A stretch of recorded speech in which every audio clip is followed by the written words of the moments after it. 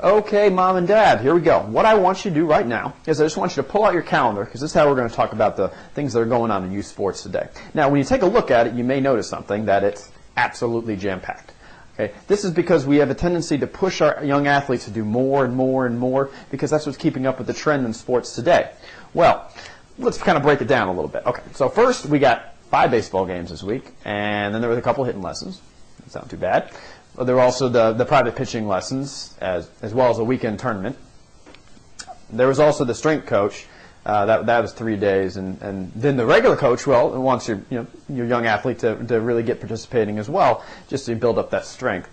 There were a few other things. There was also the swim team that's happened a couple times a week, basketball practice, and I imagine there's some things with schoolwork and chores and just maybe a normal social life. Well, there are people who do this, and they look like this. They are professional athletes, and they're also adults, as noted by the mustache right here. Now, the difference between your young athlete and the mustache man over here is that your young athlete has growth plates. They're in the process of still building muscle and tendons and ligaments and all these things that kind of get damaged as we go along if we put too much stress on them.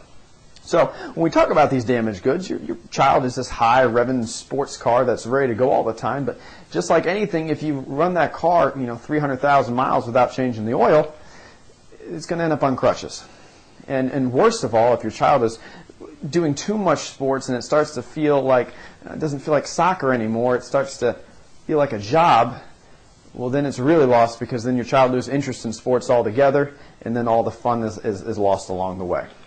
So as a parent, what can you do? Well, what I have is just a little challenge for you. What I'd like you to do is just go home, and I don't want you to think complicated. There's, it's not complicated algebra or, pull out all the books and start reading through all these things. No, I don't want you to do that. What I just want you to do is this.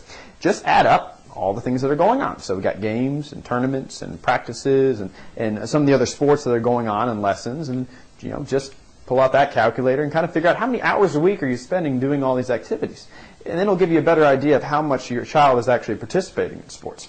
So also, throw in a couple other things, just injuries and complaints, and maybe if you notice your child is really stressed out, these also could be signs that they're participating too much in sports or just general activities. So what I want you to do is take this information and then go talk with some of the other parents and see what they're thinking, and you might find along the ways that you may be sharing some of the same things. So this is Keith Cronin.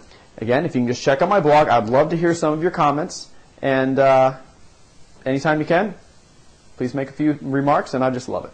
Have a great day.